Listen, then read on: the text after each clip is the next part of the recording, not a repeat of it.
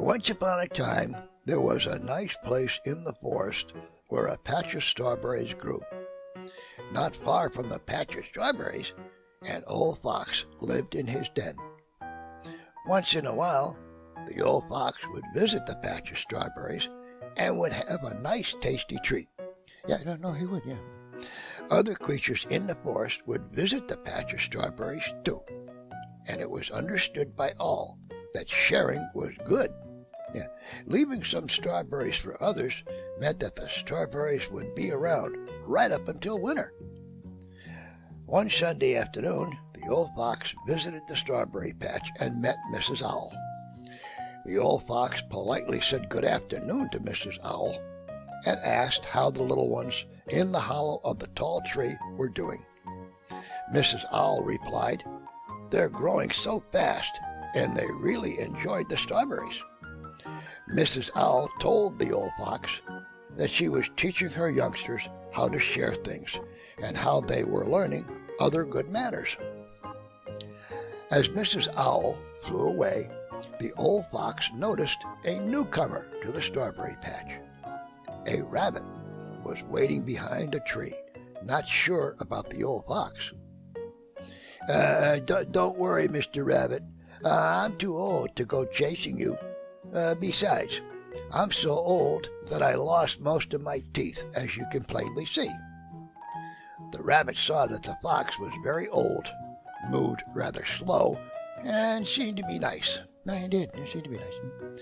So the rabbit moved closer and closer to the strawberry patch. The old fox started eating some of the strawberries and paid no attention to the rabbit.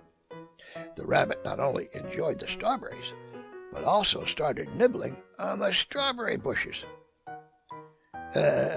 Please don't eat the strawberry bushes, Mr. Rabbit, and please save some of the strawberries for the other birds and animals in the forest. We all share the strawberries." Well, the rabbit agreed and left. The old fox left too, and returned to his home in the hollow log. The rabbit hid behind some trees and saw that the old fox was gone, and no one else was near the patch of strawberries. Nobody else. Well, the rabbit returned to the patch and ate and ate and ate. "These strawberries are too good to leave to the other creatures in the forest. I'll eat my full," thought the rabbit to himself. A few days later, the old fox was awakened by a commotion outside his home in the hollow log. He poked his head outside to see what all the commotion was about. The creatures in the forest were all complaining that most of the strawberries were gone. Even some of the strawberry bushes were missing too. Mrs. Owl said that her little ones were crying because she had no strawberry treats for them after being so good all day long. The old fox told the forest creatures that he would look into the missing strawberries. Later that day, the old fox went over to the strawberry patch, and lo and behold, there was Mr. Rabbit, eating every strawberry in sight and chewing on the remaining strawberry plants. He was. "Mr. Rabbit," said the old fox, "please leave some strawberries for the other creatures in the forest. Also, Mrs. Owl likes to treat her youngsters to strawberries for being good all day long." Mr. Rabbit said nothing and just hopped away. The old fox left and returned to his home in the hollow log.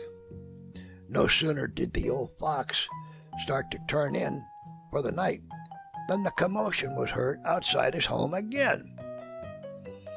Mrs. Raccoon was complaining that she was going to bake a strawberry pie for all the creatures in the forest. But all the strawberries were gone, man. They were gone. Now, Mrs. Raccoon was a very good cook, and everyone in the forest really looked forward to her strawberry pies. The old fox told everyone that he'd talked to Mr. Rabbit. A week went by, and there was no sign of Mr. Rabbit. Also, the strawberry bushes started to grow back, and the little strawberries started to show themselves on the bushes. The old fox called everyone to his home and stood on top of the hollow log, where he had two announcements. The first announcement was that there would be no more problems at the strawberry patch. Nope, not a one. No. And the second announcement was that everyone was invited to his home for a cookout that weekend. The old fox leaned over to Mrs. Raccoon and quietly whispered, "Excuse me, Mrs. Raccoon, can I borrow some mustard and some barbecue sauce?" Now, Mrs. Raccoon said, "Of course you can, Mr. Fox. Oh, by the way, how is Mr. Rabbit?" The old fox looked over to Mrs. Raccoon and said with a grin, "Oh, right about now, he's doing well. Yep, medium well. Thank you. Nighty-night."